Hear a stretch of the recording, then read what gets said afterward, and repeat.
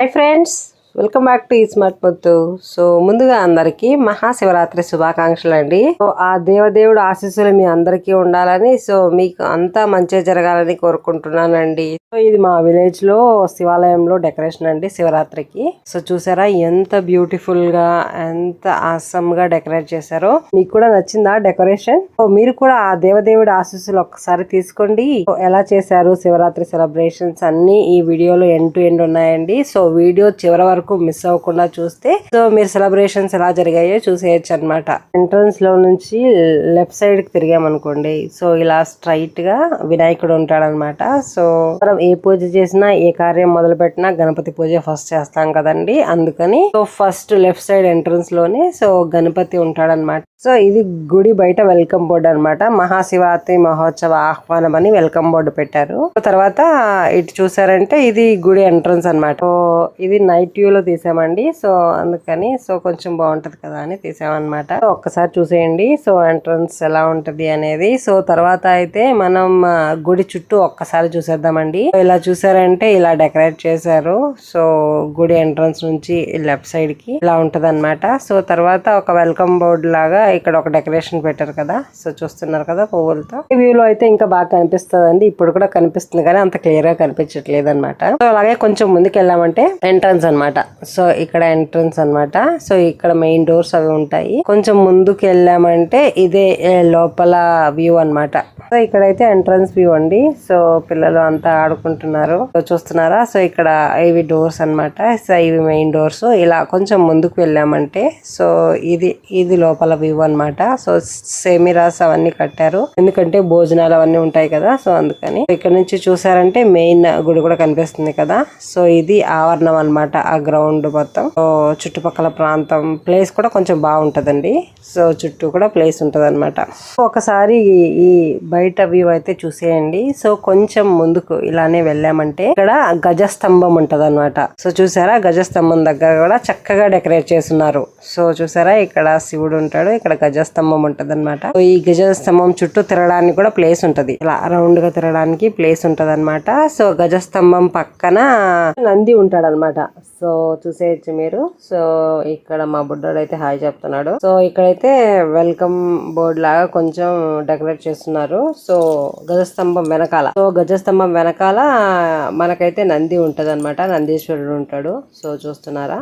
So ఇక్కడ కూడా చక్కగా డెకరేట్ చేస్తున్నారు. నందికి నమస్కారం పెట్టుకున్నారా? పెట్టుకోకపోతే ఒకసారి పెట్టుకోండి మరి. సో ఇక్కడ ఇంకొక నంది ఉన్నాడు. సో ఈ నందిని లోపల పెట్టేస్తుంటారండి. సో ఇలా ఉత్సవాలు అప్పుడు అంతా బయట తీస్తారనమాట. సో ఈ నందికి కూడా డెకరేషన్ బాగుంది. ఇదంతా ఎంట్రన్స్ వ్యూ. ఇది గుడికి ఎంట్రన్స్ వ్యూ అనమాట. చూస్తున్నారా చాలా బాగా డెకరేట్ చేశారు కదండి. సో ఇక్కడే గడప ఉంటది అనమాట. సో ఎంట్రన్స్ గడప. ఇలాగే కొంచెం లోపలికి వెళ్ళామంటే సో చూస్తున్నారా ఫుల్ వ్యూ చూసేయచ్చండి. సో గడప నుంచి ఎంట్రన్స్ లో ఆపోజిట్ లో ఎగ్జాక్ట్ గా అమ్మవారు ఉంటారనమాట. సో రైట్ సైడ్ లో శివుడు ఉంటాడు, లెఫ్ట్ సైడ్ లో వినాయకుడు ఉంటాడు. సో కొంచెం లోపలికి వెళ్ళాం అనుకోండి, చూసారా. అండ్ టాప్ వ్యూ అయితే నాకు చాలా బాగా నచ్చిందండి. ఆ డెకరేషన్ టాప్ నుంచి చాలా బాగా చేశారనమాట. సో చూస్తానే వావ్ అనే పాజిటివ్ వైబ్స్ వస్తాయన్నమాట.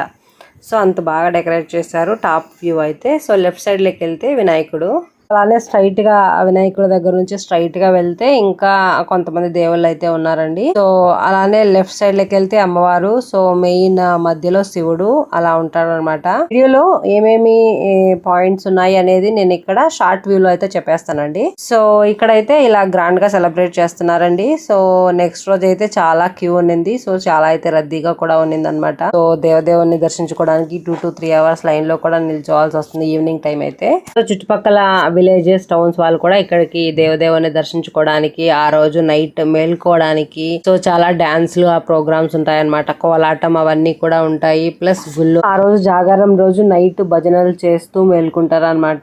సో మధ్య మధ్యలో ప్రసాదాలు ఇస్తూ, సో టీ కాఫీ ఇస్తూ అలాగా చేస్తారనమాట. శివరాత్రి ముందు రోజు అయితే హోమం చేస్తారనమాట. ఈ హోమం ఎలా చేస్తారు అంటే, సో ప్రతి ఒక్క ఫ్యామిలీకి మా విలేజ్ లో ప్రతి ఇయర్ సో ఒక్కొక్క ఫ్యామిలీకి వాళ్ళకి అక్కడ హోమం చేయడానికి అవకాశం వస్తుంది అనమాట. సో అందుకని ఒక్కొక్క ఫ్యామిలీ ఒక్కో సంవత్సరం చేస్తూ ఉంటారన్నమాట, హోమం చేస్తారు. ఆ హోమానికి ఊళ్ళో ఉన్న ఆడవాళ్ళు మాత్రమే ఎక్కువగా అటెండ్ అవుతారు ముందు రోజు నైట్. సో ఆ హోమం అయిపోయిన తర్వాత శివరాత్రి రోజు మార్నింగ్ అనేది అభిషేకాలతో స్టార్ట్ అవుతాయండి. పాలాభిషేకం అండ్ పంచామృత శేఖం అండ్ నెయ్యితో అలా డిఫరెంట్ గా ఉంటాయి కదా. సో అలాంటి అభిషేకాలన్నీ మార్నింగే చేసేస్తారు. సో మార్నింగ్ చేసేసిన తర్వాత 12 కి మెయిన్ పూజ ఉంటది అనమాట.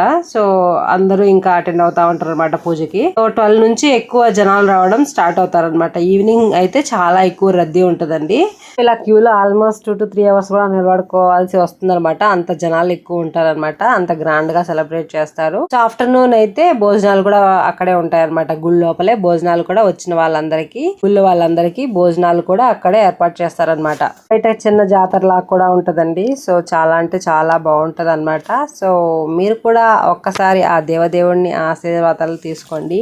తర్వాత ఈవినింగ్ అయితే కోలాటాలు, డాన్స్లు అవన్నీ కూడా ఉంటాయండి. అవన్నీ కూడా ఇంక్లూడ్ చేస్తున్నాను. సో ఒకసారి చూడండి లాస్ట్ వరకు, వీడియో మిస్ అవ్వకుండా. తర్వాత రాత్రి జాగారం చేసే వాళ్ళకి ఎంటర్టైన్మెంట్ గా నిద్ర రాకుండా కొన్ని ప్రోగ్రామ్స్ కూడా అరేంజ్ చేస్తారనమాట. సో వీణ వాయించడం, సాంగ్స్ పాడడం అలాంటివి కూడా ప్రోగ్రామ్స్ ఉంటాయన్నమాట. సో ఇలా జరుపుకున్నామండి మా శివరాత్రి మహోత్సవం అయితే. సో మీరు ఎలా జరుపుకున్నారు? సో కమెంట్స్ లో అయితే మర్చిపోకుండా చెప్పండి. So thank you so much, bye. So మన ఛానల్ ఎవరైనా సబ్స్క్రైబ్ చేయకపోతే ప్లీజ్ టు సబ్స్క్రైబ్, గంట సింబల్ నొక్కడం మర్చిపోకండి. ఈ వీడియో మీకు నచ్చినట్లయితే మీ ఫ్రెండ్స్ కి, రిలేటివ్ కి షేర్ చేయండి, లైక్ చేయండి. Thank you so much, bye.